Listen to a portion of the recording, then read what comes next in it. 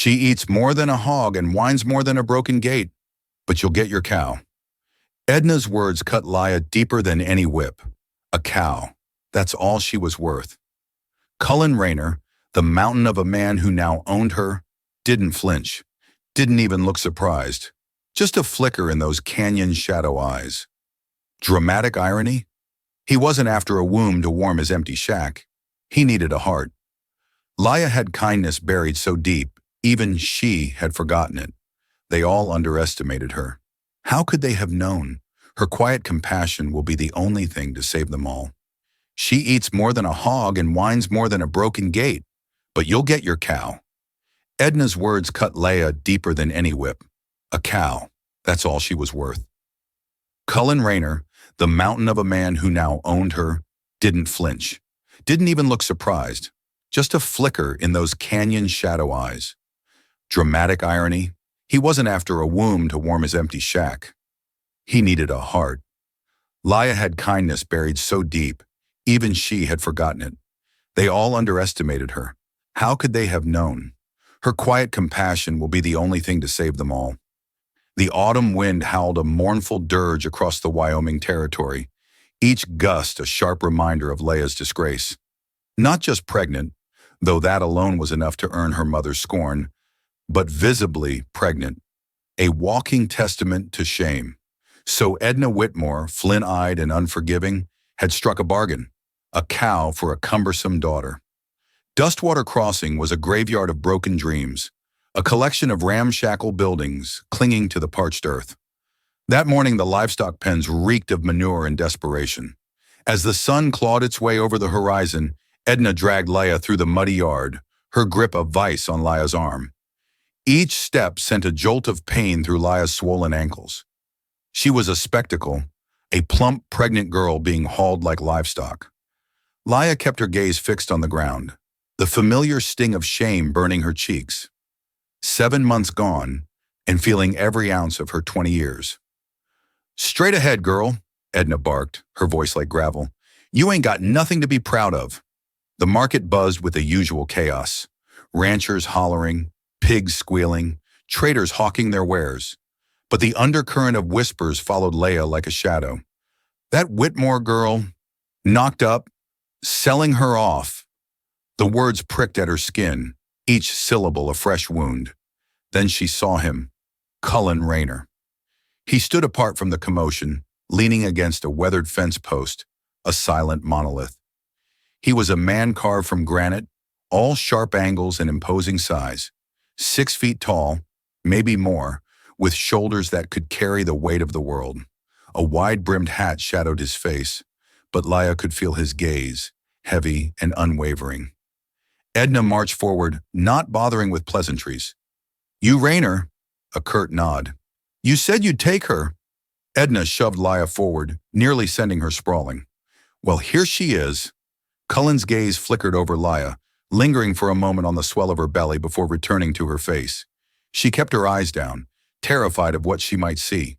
Contempt, pity, disgust. Edna let out a harsh, humorless laugh. "Hell, you're getting the better end of the deal. She eats like a hog and whines like a stuck gate." Behind them, a ranch hand led forward a sleek, black milk cow. It lowed softly, its eyes gentle and placid. Cullen barely glanced at the cow. "She got a name?" His voice rumbled like distant thunder. "Leah," Edna spat. "Leah Whitmore. 20 years old, stupid as a stump, and carrying a bastard. No need to pretty it up. You want her? Take her. You don't, I'll dump her by the creek and let the buzzards have their fill." Leah's knees trembled. She wanted to scream, to beg, to plead for some scrap of mercy, but her throat was choked with fear. "You got anything to say, girl?" Edna snapped, pinching Leah's arm so hard it made her gasp. Leah opened her mouth, but nothing came out, only a dry, desperate sob. "She don't cook, barely cleans, cries at night like a child, and smells like potatoes half the time. But if you want a womb to warm your empty shack, she'll do." Cullen pushed away from the fence. For a heartbeat, Leah thought he might actually speak to her, offer some word of comfort or reassurance. Instead, he strode past her, untied the cow's lead rope, and handed it to a nearby boy. "She'll ride with me," he said, his voice low and devoid of emotion. That's it. Edna blinked, momentarily speechless. You got your cow. The rest ain't your concern. A cruel smile stretched across her face. Well, hell, at least now. She's worth something. First time in her life. She spun on her heel and stalked away, not even a backward glance. Laya stood frozen, the cold seeping into her bones through her thin, worn shoes. The crowd around her stared, some with morbid curiosity, others with thinly veiled disgust, a few with fleeting pity. But no one moved. No one offered a word of kindness. She is yours now, cowboy, someone called, followed by coarse laughter. Cullen remained silent. He simply nodded towards a battered wagon parked a short distance away. Laya moved as if in a daze, her heart pounding a frantic rhythm against her ribs. Her stomach churned with a mixture of fear and nausea. She cradled her belly, instinctively protecting the life growing inside her. As she reached the wagon, she whispered, barely loud enough for him to hear, I am not a thing. Cullen, already seated on the wagon bench, looked straight ahead, his expression unreadable. He took the reins in his massive hands and said, Only you ain't, not to me. The wagon lurched forward, its wheels grinding against the rocky ground. The market faded behind them, replaced by the vast, unforgiving expanse of the prairie. Laya remained where she sat, the jarring ride making her ache and wish for it to be over soon. The wagon creaked onward, the rhythmic sway doing nothing to calm her. As the sun began its descent, casting long shadows across the plains, Cullen veered off the main path, following a narrow track into the foothills. Scrub pines clung to the rocky slopes, their gnarled branches reaching like skeletal fingers. A hawk circled overhead, its piercing cry echoing through the silence. Finally, a small cabin came into view. It was not grand, but solid, built of sturdy logs, its roof well-maintained, and smoke curling from its chimney. A lean-to sheltered a stack of firewood, along with a half-finished cradle. The fence line was straight and sturdy, its gate hanging true. Cullen pulled the wagon to a stop, to the world but to herself. She wasn't alone anymore. The days softened. There were still silences, but they no longer pressed on her like a weight. Instead, they wrapped around her like a quilt, worn and familiar. They became a space where things grew. Quietly, trust, maybe, or something close to it. They were the breath between words that mattered, a pause where neither of them had to explain why they stayed. Cullen never asked for help, but Leia noticed the way his hands slowed when she drew near, the way he handed her tools instead of doing it all himself. It wasn't just kindness. It was something gentler than that. A subtle invitation to belong. It started with herbs. These are yarrow, he said one morning, crouched low beside the shed, where sunlight dappled the soil. His voice was low, even patient. Boil them for fevers, dry the leaves for cuts. He broke off a sprig and handed it to her, sap already staining his fingers. She knelt slowly, letting the earth press into her knees. The leaves were rough, their smell bitter. She stripped the stems as he showed her, then bundled the stalks tight with twine and hung them high in the rafters of the shed, where they'd dry in the warmth. The work stained her hands, sap and dust. Little green flecks caught under her nails. But she didn't mind. It was the first time in months she'd felt useful, like she wasn't just waiting to give birth, like she was living now. Next came the sunflower seeds. Split these, Cullen said the following day, pouring a mound of striped shells into a weathered wooden bowl. Chickens like them small. Helps them digest better. Sums. Leia carried the bowl to the porch, lowered herself into the chair he'd fixed with extra cushions, and got to work. Her fingers found a rhythm. Crack, flick, drop. The seeds clicked against the wood like tiny heartbeats. It was a small task, repetitive, almost mindless, but it grounded her, centered her. When she was done, Cullen reappeared with a small tin pail and offered it without a word. Let's feed him. They walked to the chicken coop together. She waddled slow and wide-hipped. He matched her pace without comment. The chickens darted toward them in a flurry of yellow and white, pecking at her skirts, brushing against her ankles. Leia laughed, high and sudden, like a bell that hadn't rung in years. The sound startled even her. Cullen turned slightly. You got a gentle voice, he said, watching the bird settle near her feet. She blinked. No one's ever said that to me. That evening, she found something waiting for her on the porch. A rocking chair, hand-carved fresh cedar, its surface still warm from the Sunday. Its back curved gently, its legs strong and balanced. She ran her hand along the armrest. You made this? Cullen gave a one-shouldered shrug. Figured you might want a place to sit while you watch the sky. She did just that as the sun fell behind the hills, painting the grass in amber. The wind picked up as dusk settled in, and before she could reach for her old shawl, Cullen stepped outside and handed her a folded bundle. A new one, knitted rough in places with loops slightly uneven, but undeniably handmade. Soft green wool threaded with browns and pale creams like earth after rain. Laia clutched it to her chest. You didn't have to. I know, Cullen said. Then he turned and walked back inside. That night sleep refused to come, not because of pain, but because something inside her stirred, something she couldn't name, like warmth where frost had lived too long. Under the glow of the oil lamp, Laia sat at the table, shawl over her shoulders, needle in hand. She hadn't sewn since her mother sneered that she ruined every stitch she touched. But tonight, her fingers moved steady and sure. By morning, she had a gift, a square of cotton, plain, uneven, imperfect, but stitched with care. On the corner, one letter C. She folded it and placed it beside Cullen's bedding on the floor. No note, no explanation. At dawn, she rose to find him already outside splitting wood. And there, wrapped around his thick wrist, was the handkerchief, tied like it mattered. Laia didn't cry. She didn't sob or hide her face. She just stood there at the window, letting the tears fall freely, quietly, not out of sorrow, but because for the first time in her life, she had offered something of herself, and it had been accepted. No ridicule, no mockery, just dignity, just care. She wasn't a burden anymore. She was becoming part of something real. The wind shifted.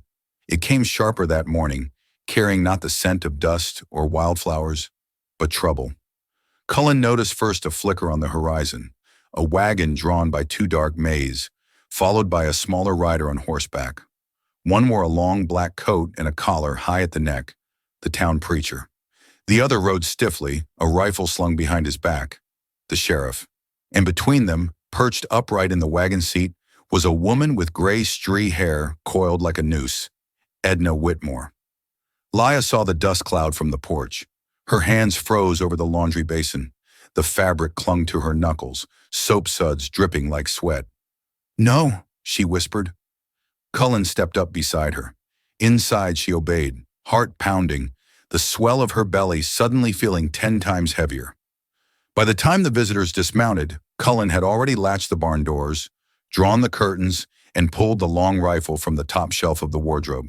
He sat it down, not pointed, not raised, just ready. A knock came, sharp, impatient. Cullen opened the door halfway. He stood like a wall in the frame, voice low. Morning. The sheriff spoke first, got a bit of a dispute. Edna stepped forward, skirts stiff and dustless despite the journey. Her eyes scanned the cabin's interior with disdain. My daughter, she said like the words tasted bad. I'm here to take her back. Cullen's brows didn't lift. You traded her. Edna's lips curled. I bartered temporary custody, not ownership. She's blood. She belongs home. She belongs where she's safe. The preacher cleared his throat. The matter might require town arbitration. A woman in her condition living alone with an unmarried man. Cullen's voice cut clean. What does Laia want? They all paused. Edna blinked. She's not in a state to know what she wants. Cullen turned without another word and stepped aside. Inside, Laia had been listening. She pressed a hand to her chest, the other resting protectively on her belly. When he looked at her, she knew it was her choice. Not his, not Edna's. Hers. She stepped forward slowly, every movement trembling, but deliberate. Her dress was plain, her hair loose in soft waves, her chin for once held high. Mama, she said evenly. Edna's eyes narrowed. Don't mama me, girl. You're coming home. Ella took a breath. You sold me. Edna scoffed. Don't be dramatic. I made a deal. You were eating us out of house and hope. You embarrassed the family. You left me no choice. No choice? Elah's voice broke, but she didn't stop. You could have helped me, protected me, asked me who the father was, but you didn't even want to know. Edna's gaze darted toward the preacher. I did what I had to. You sold me for a cow, Leah said. The words cracked across the yard like a whip. I may be fat, I may be pregnant, but at least now, she said, voice rising. Someone sees me as a person, not a burden, not a price. Cullen stood quietly behind her, unmoving. The preacher shifted uncomfortably. The sheriff looked down. But Edna? Her mouth opened and shut once. She took one step back, then another. Her face flamed red, not with shame, but with something colder. You'll regret this, she hissed. That child, Leah interrupted, eyes burning. That child will grow up knowing they were wanted, not traded, not silenced, not broken. Edna turned, skirts snapping in the wind. She didn't say goodbye, didn't glance back, just climbed into the wagon and snapped the reins. Dust rose behind her wheels. The preacher gave a half-hearted nod and followed. The sheriff looked once at Cullen, then at Leah. He nodded once, respectful, and turned his horse without a word. When the sound of hooves faded into the hills, Leah leaned against the doorframe. Her breath shook. Cullen stepped beside her. You did that, he said softly. She closed her eyes. I finally said it, she whispered out loud. You can say it again, he offered. I'm not property, she murmured. I'm not shame. I'm not a mistake. Cullen didn't answer. He just stood beside her. And for the first time, Leah felt something shift deep inside her. Not fear, not grief, but power. The rain came hard that night.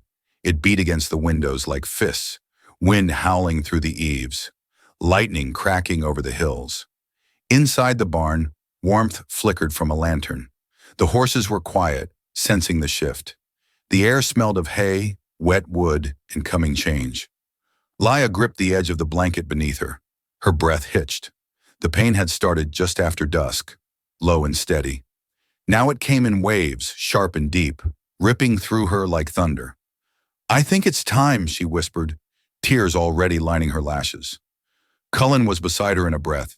He had already brought water, already laid down clean cloth, already lit the fire higher in the hearth and locked the doors from the inside. You're safe, he murmured, kneeling beside her.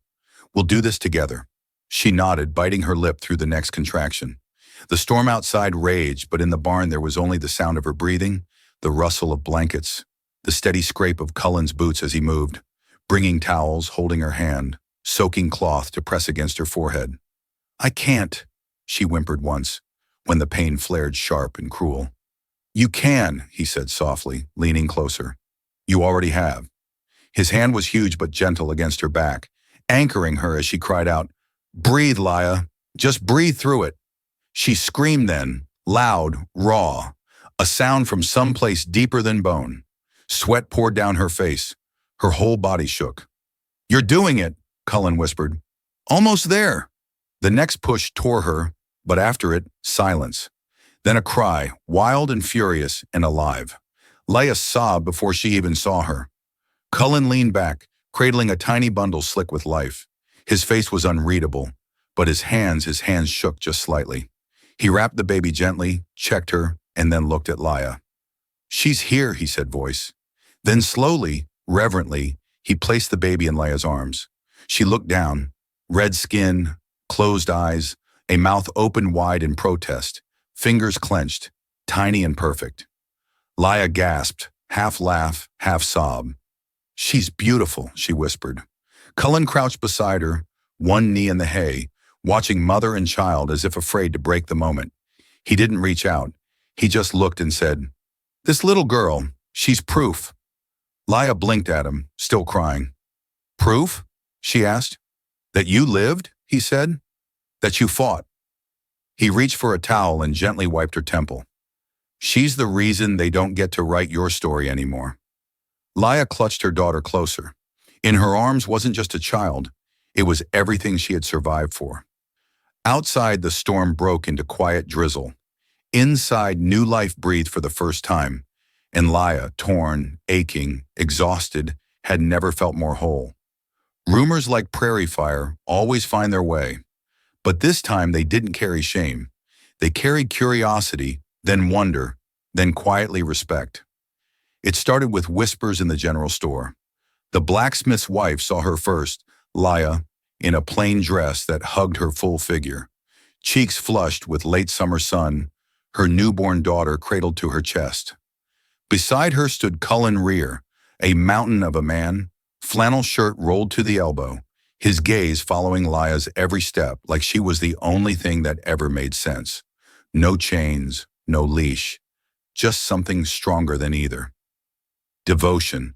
They bought flour, soap, and seed. They didn't rush. They didn't hide. Laya smiled at the woman behind the counter. Cullen nodded to the boys who used to spit when she passed. No one dared mock her now. Some townsfolk still whispered, "Is it true he took her for a cow? Is it true she gave birth in his barn?" But the way Cullen held the baby against his chest while Leia counted coins. Gentle, protective, proud. It softened mouths and quieted laughter. They came to town more after that. Not often, just enough to be seen, to be real. And little by little, Laya Whitmore became a name people didn't say with curled lips. Spring came. The valley behind Cullen's land turned green with soft grasses and bluebells. Wildflowers grew without asking permission. So did love. They didn't plan a wedding. There was no preacher, no crowd. Just the three of them, Laya, Cullen, and the baby girl with a cry like a hawk and a grip like hope. They stood under the wide branches of an old oak tree, barefoot in the grass, wind tugging at Leia's skirt. Cullen wore the same shirt he always did. Laya wore the shawl he'd knit her. He held her hands. She held his gaze. And with no one watching but the birds and sky, they whispered vows that didn't need witnesses. "I see you," he said simply. "I believe you," she answered, voice thick. He bent and kissed her, not hard, not fast, but with the kind of reverence a man gives to something once thought lost. Their baby girl cooed in Laya's arms. Afterward, they sat in the shade and ate honey biscuits. No music, no speeches, just the sound of wind and a woman's laughter, unapologetic, full and free. That night, in their small, warm cabin, Laya held her daughter close, her hair damp from the bathwater Cullen had drawn. The fire crackled low. Outside, the stars blinked. Inside, peace bloomed like something earned. Laya kissed her daughter's tiny hand and whispered into the soft darkness. "You weren't born from shame, my love." She paused, voice trembling. "You were born from choice and love. Always love." And in that cabin, beneath a roof built by calloused hands, Leia knew she didn't need to be smaller to be worthy. She didn't need to be quiet to be safe. She didn't need permission to be happy. She just needed to be home, and she finally was. If this story moved you, if it made you feel seen or reminded you that love can rise from even the hardest ground, go ahead and tap that like button and subscribe to Wild West Love Stories. We've got more tales of heart, grit, and the kind of romance that defies dust, time, and bloodlines.